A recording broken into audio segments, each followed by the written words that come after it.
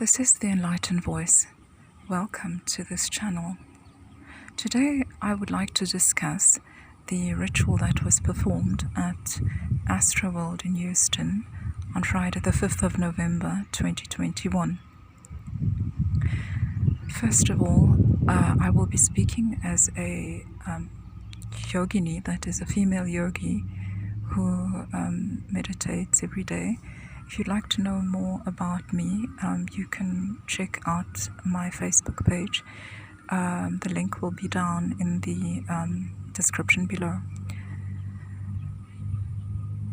Right, so a lot was already discussed about the elements in the ritual, but what I would like to mention is that first of all, this was not a random occurrence.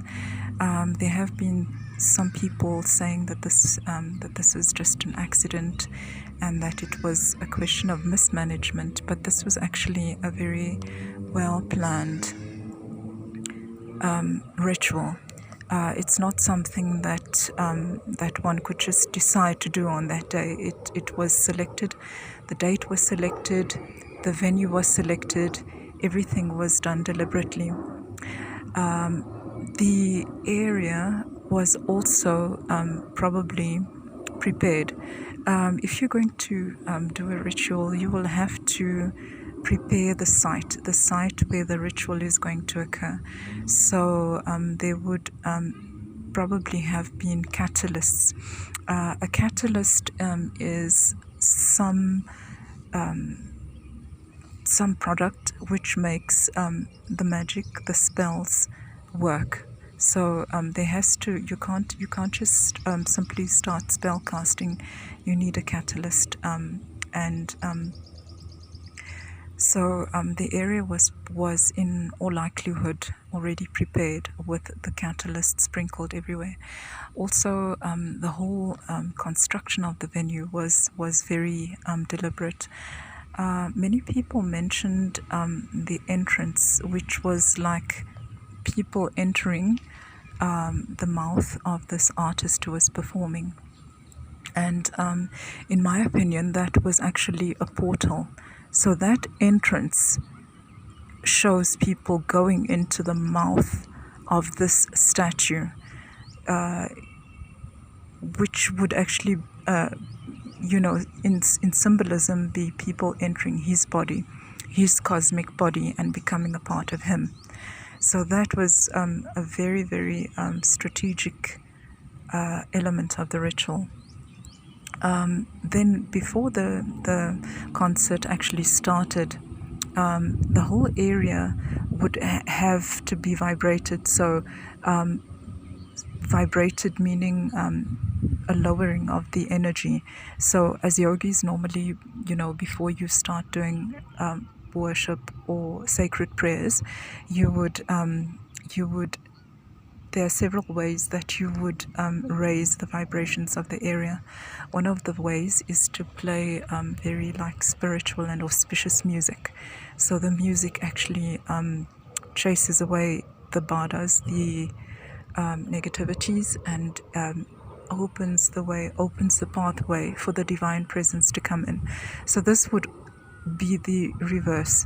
They would be lowering the vibrations of the area, lowering the vibrations of the location, in order to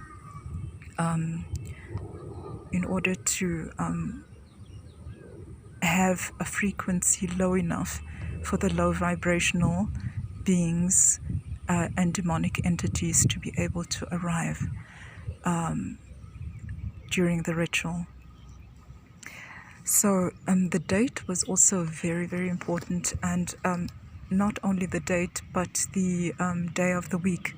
So they performed the ritual on a Friday, which, as most people know, is a very, very powerful witching day. So for spell casting, it's the best day that you could choose, Friday, and then obviously in the evening. The concert started at 9 p.m., which is actually the start of the inauspicious time of the night.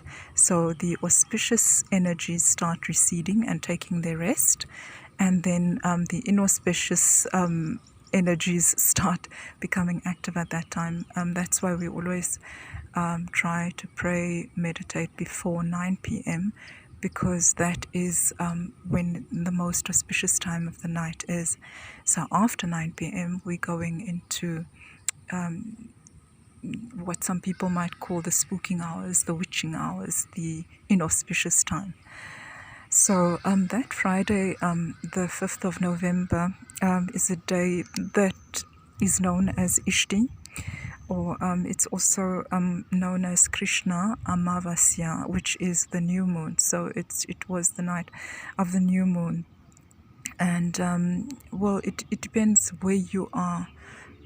Right, so where you are, but in some areas of the world, the new moon might be the day before or the day after.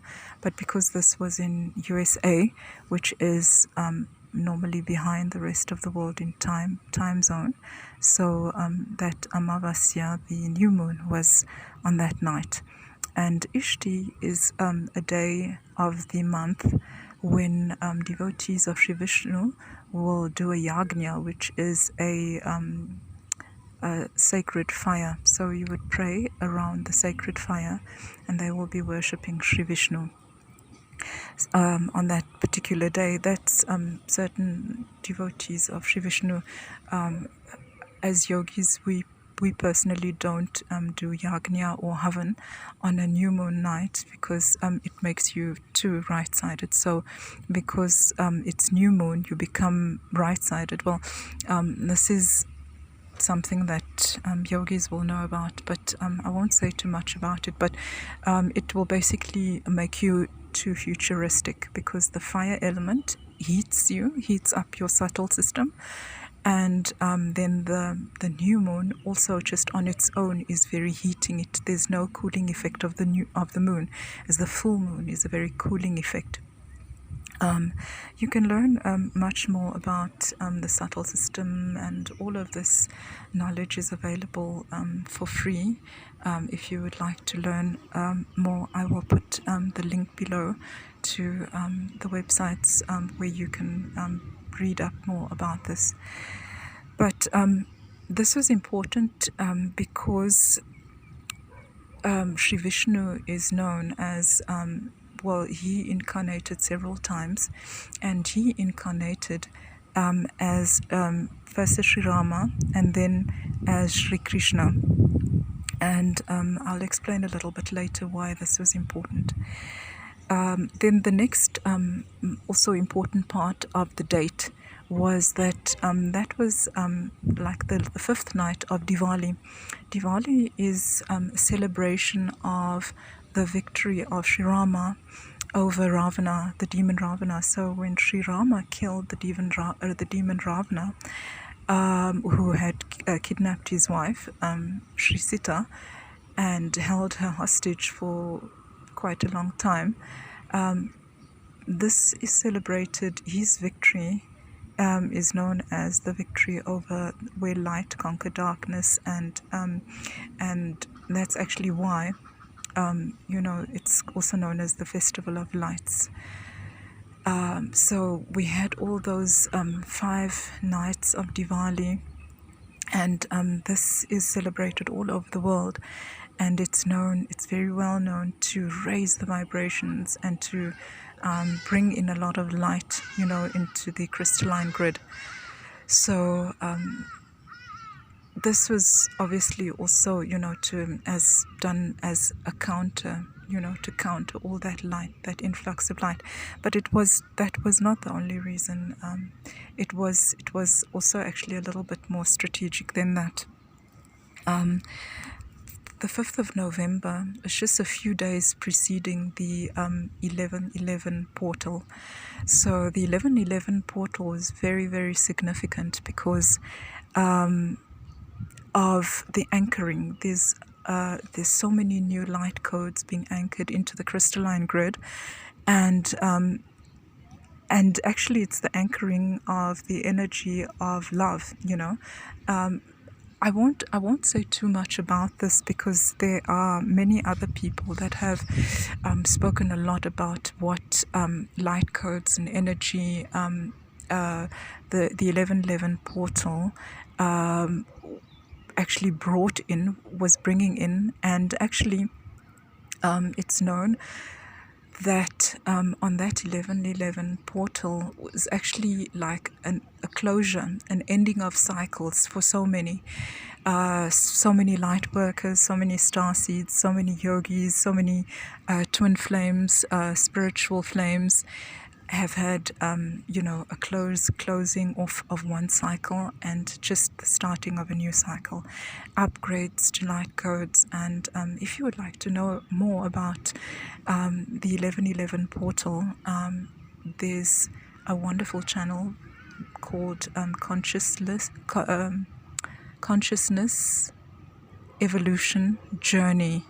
The lady called Dee, and she does a really lovely reading on the portal, the 1111 portal. So this was basically,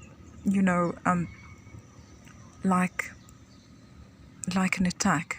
It was an attack of all those that have been achieving their spiritual graduation and going on to the next phase, the new cycle starting, all the old soul ties ending, falling away, and then the start of creation of new soul ties. And it's really all in all the ushering in of the new age, the age of Aquarius, or as yogis we know it as Satya Yuga. We just say Sat Yuga. So like our Divine Mother told us that Sat Yuga actually started in 1993, but it's taken a long time for this to really gain momentum and really start coming in full force. So since 1993, there's been a dying off of the old system, and changes in world systems, in just the way everything is or was, and the old falling away and the new being rebirthed. So now we're finding that after this 1111 portal, which is also very, very important portal of self-mastery, there were so many spiritual graduations that took place in September, and then generational curses that were broken at the end of October. And this ritual is literally done like a week after the curses have been broken, and people, those who have been working on their evolution have been ascending and ascending to such levels where they would be out of the attacks of these, the evil, the dark, will no longer be able to touch them, because their vibrations are rising so high. And we can only be under spiritual attack when our vibrations, or when our evolution hasn't reached that certain level. But we are evolving as a collective, and this was such a powerful year, and especially towards the end, has been a very, very powerful time of awakening, where so many are awakening. It's not just a question of having your self-realization and having your Kundalini awakening, but this is awakening to the truth of who we really are, and a rejection of the bondages, the slavery, the it's basically the red pill that people are taking. So just back to the ritual. So as I said, they used this very, very low vibrational music to vibrate the area, and then as I mentioned earlier, that 9 p.m. is also very significant. And the number 9, as we know, the angel number 9 is about endings. So some of us that have received channeled messages, like myself, I received a message, this was already in 2016, on the 23rd of December. I received a message from my higher self saying that it's over, the dark is lost, we have won, and it's a time to celebrate. So since then, that was really when the war ended. It has still been continuing, but the victory was seized already in 2016. But the beast takes time to die, and it's been fighting. It has really been fighting, refusing to leave, refusing, always trying, delaying. This reminded me of the story in the Devi Mahatmyam, where we read about the many times that the goddess incarnated to save humanity from demons that were attacking the seekers, that were attacking, the people. The story of Madhu and Kaitaba, the demons Madhu and Kaitaba, that were trying to kill Sri Brahma, and he had to ask the Devi to wake up Sri Vishnu so that he would slay the demons Madhu and Kaitaba. And they fought for many, many years until and the whole earth was covered in water. And then instead of just, surrendering to Sri Vishnu, as they knew that they were about to be killed, they were about to be slain, they instead commanded him, and they said, stop. And they said, don't kill us, grant us the boon that you will only kill us on a place that is not covered with water. And the reason why they asked not to be killed on a place covered with water was because they were trying to stall. And that's an absolute stereotypical tactic of this I'll say global body that I personally call the Syndicate of Evil. What they do is they employ delaying tactics. Anything, no matter what. If they're accused of corruption, they'll delay. If they're arrested, they'll delay trial. It's always just delay. And Madhu and Kaitaba tried the same trick with Sri Vishnu. They said, let's wait until, the water recedes, and when the land is dry, then you can kill us. And they were playing on the mercy of Sri Vishnu, right? So Sri Vishnu said, all right. He just scooped them up, placed them on his hip, and slayed them there. He was like, is that dry enough for you? Huh? So he's like one deity that you don't mess with. He's very, very strict, and he doesn't take nonsense. So that was, in my opinion, what this ritual was. It's a delaying tactic. We know that we've been slain. We know that our time is up. Why is our time up? Why is their time up? Because simply, why do the dark forces exist? Why are they here? It's literally simply to evolve those who have chosen to work on their spiritual ascent. So all those trying to improve, trying to evolve, trying to work on themselves, work on their spiritual growth, have been tested, tortured, tormented by the dark. And it was like a blessing in disguise, because through these attacks they were actually growing the seeker.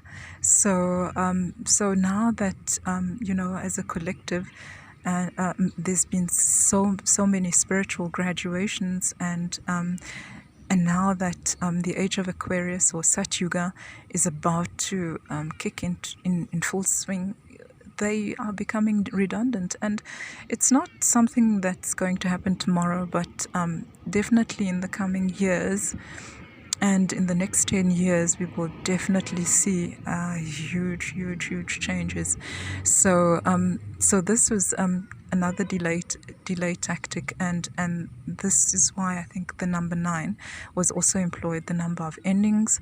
So we are addressing that things are ending, but we'll use that in our ritual, because they also use a whole lot of symbolisms, and everything is symbolic as well, So so the terrain is prepared.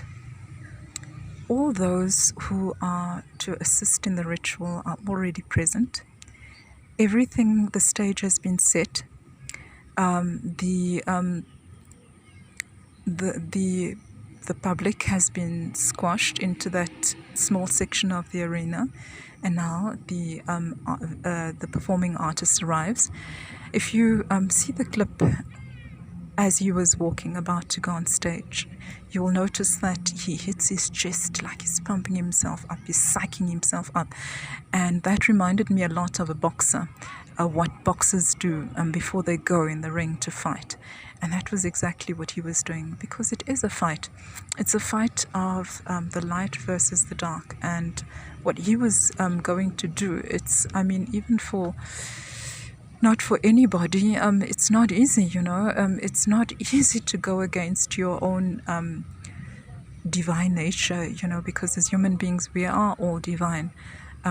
It's harder to do wrong than it is to do good. So it's not easy to perform the evil. It gets easier with time, because we become cut off from our conscience, cut off from our spirit, but it's not that easy.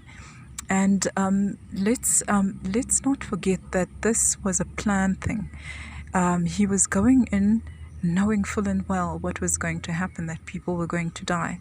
He was going in there knowing full and well that there was going to be public outcry, that there was going to be lawsuits, and that his reputation and himself was going to be under attack. But I must just remind people that when people sign contracts, and I'm not saying that he did, because I don't know. I'm just saying how it works. And normally, somebody decides to sell their soul, is prepared to make a blood sacrifice, sacrificing a loved one for success, money, fame, whatever. They only get a certain time frame. It's not indefinite. It's not like a lifetime deal. They are granted I think for many people it's like 7 years, 15 years, something like that. So it will depend on whatever deal they've signed. So it's like we don't know. I'm not going to speculate on that, but I'll just say that to me it looked like he was going to do battle. He was going in the ring to fight. And then the first thing that happens was that the fire went up, right? The flames went up. And that is like invoking the fire element. So before you sit down to pray, before you sit down to meditate, yogis normally do arti first, which is also using the fire element, right? So you will light the lamp, you'll light your candle, and then you get the it just started raining. So I'll try to continue, right? It's just a light drizzle. So basically it starts off with the fire element, and immediately we see the dove on fire. Now, some people have said that that looked like a humiliation of the Holy Ghost. Well, I disagree, because don't forget the Holy Ghost symbol is fire. So I won't say the element is fire, because the Holy Ghost is God, which is all the elements. But the Holy Ghost has manifested in the ether element, the wind element, as a gentle breeze, but typically has also manifested as that burning bush. and that was in the fire element. So fire is sacred, and you could never insult the Holy Ghost with fire, because fire is God, is pure, and that is actually like as yogis we know the fire element as the deity called Sri Agni Devata. So I mean, if you're covering the Holy Ghost with Sri Agni Devata, that's not going to be an insult, and that for me was actually the symbol of the phoenix, and not the symbol of not any type of humiliation. So why are we invoking the spirit of the phoenix? Because now the order is dying, the beast is dying, and now we want it to rise again, rising up from the ashes and rebirth. So and I do believe that's also Scorpio season. Yes, the 5th of November is Scorpio season, which is also the symbol of death and rebirth. Right. So after that, there was an invocation, right? So invoking the dark, the entities to come and to be present, and thereafter, instructing the crowd to go low, meaning bow down. Bow down, meaning they have arrived. The entities have arrived, and that's when people started seeing strange shadows, and strange things started happening, and people started dying, people started perishing, people, that's basically, the sad part of the ritual, when, people started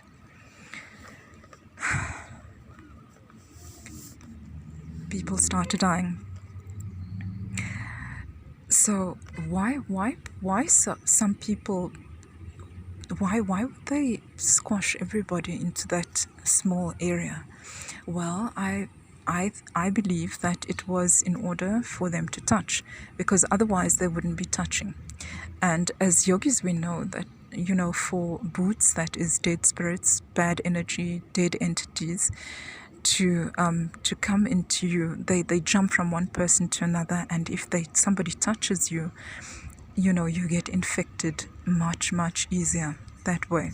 So they were touching each other, not only to infect each other with boots, with dead entities, but it was also, how it is when you start a prayer, people hold hands, and they start saying this prayer, and they become one body. So it was the same thing.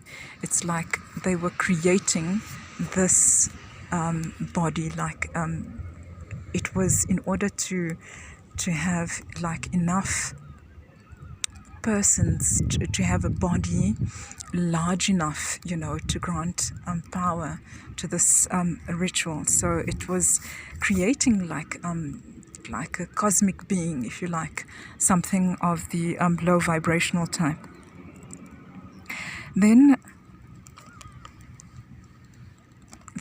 basically a very, very important and telltale part of the ritual was where, he instructed people to point to the sky. So how do you point to the sky? With your index finger, right? So as yogis, we know that the index finger represents the Vishuddhi chakra, which is the throat chakra, and the deity that governs that chakra is Sri Krishna, Sri Radha Krishna. And so then thereafter, he says, point the middle finger, to the sky. So it's basically saying to the deity, I'm showing you the middle finger to this deity. So this was reminiscent to me of the days of Sri Rama, when the seekers of truth would do their yagnas, right, their sacred fire prayers. And they, the Rakshasas, the demonic forces, would throw bones and inauspicious items into that fire, into that sacred fire, while the yogis were praying.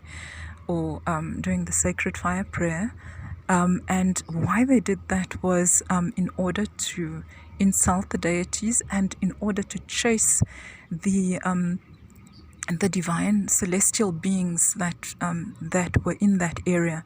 So in the area where they were doing the Havan, the Yagna, when you invoking the divine presence in that area, a whole host of celestial beings will be present, right? Deities, ganas, angels, they'll be present. So the demonic forces couldn't stand that because it hurts their vibrations. They can't stand it. It makes them uncomfortable. And so in order to chase those divine beings from the place, they would desecrate the Agnyas, and they would torment the yogis and the seekers, and those that were seeking enlightenment. They would torment them that way, that they couldn't pray in peace, they couldn't do those yagnas in peace without being attacked by those demons. Now this ritual was performed on the Ishti, which, as I mentioned in the beginning, Ishti being the day when the devotees of Sri Vishnu do those yagnas. And now Sri Krishna is being insulted through this ritual. And Sri Krishna is the deity of the USA. He is the one who grants prosperity to USA. That is the reason why America is so prosperous. And why did they do that? Why would they want to insult Sri Krishna? Would be to simply drive out his divine presence from that land. And what would happen to America if Sri Krishna were to leave that land? Well, simply poverty, mayhem, destruction, chaos. And that is absolutely the spirit of this individual that he is always invoking in his crowd, in those fans of his that he calls the wild ones. He has a special term. Yes, he calls it raging. Rage. We're going to rage.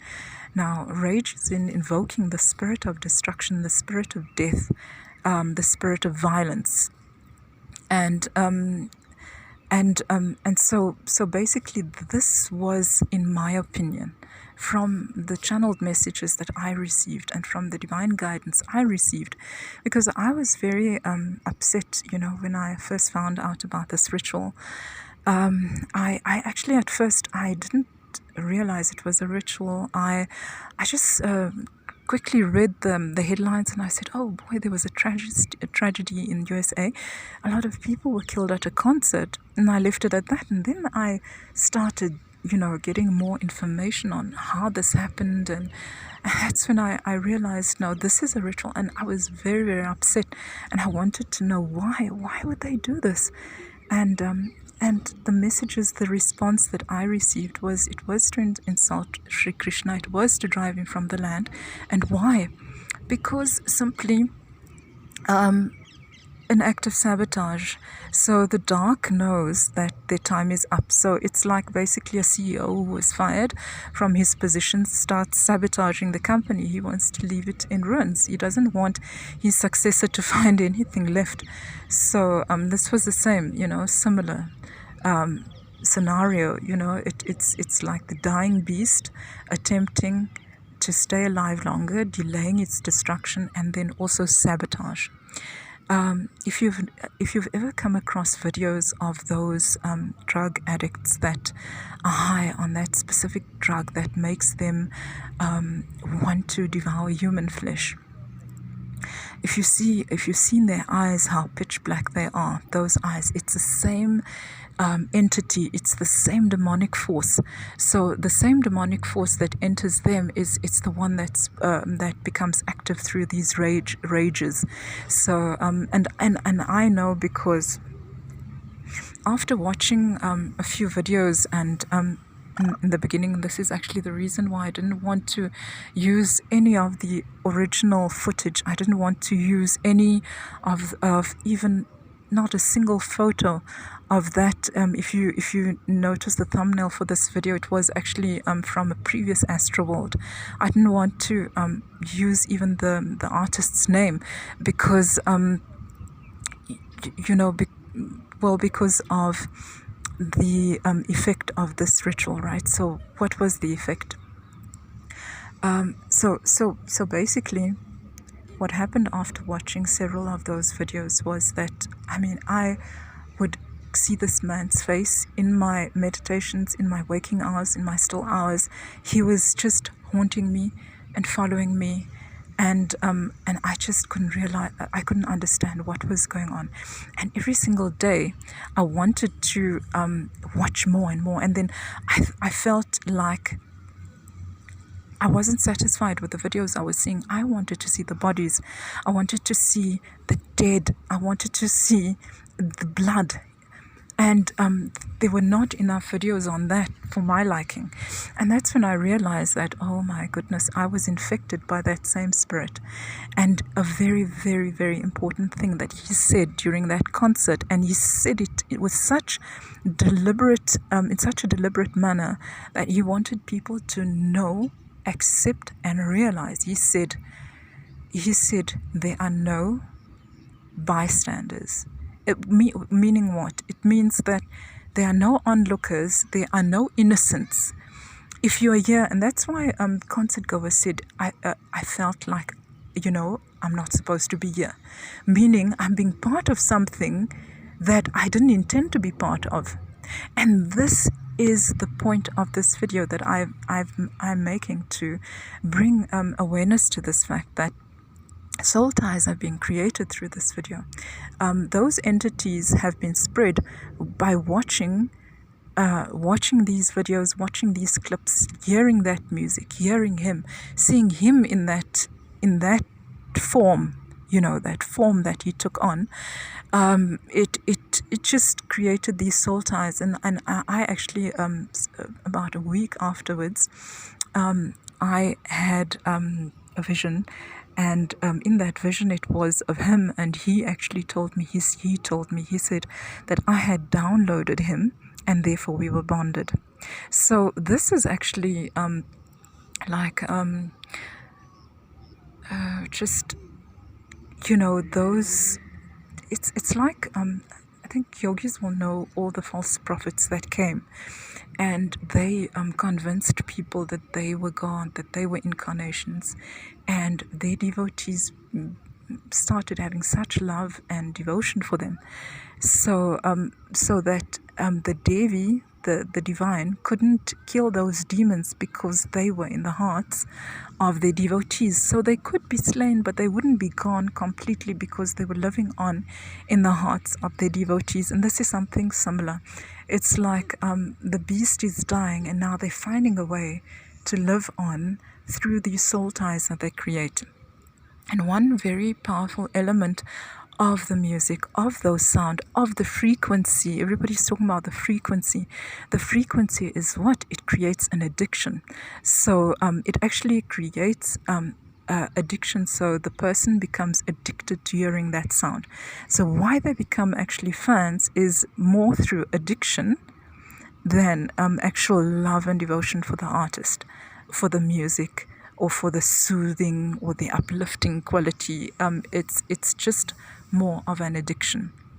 So creating addiction through the music, creating this following, creating this ritual, which becomes a way to reach seekers that could normally never have been reached, because yogis and those who are walking the path of spiritual ascent are hermits. They keep to themselves, they don't mix with people, and most of them don't have TVs.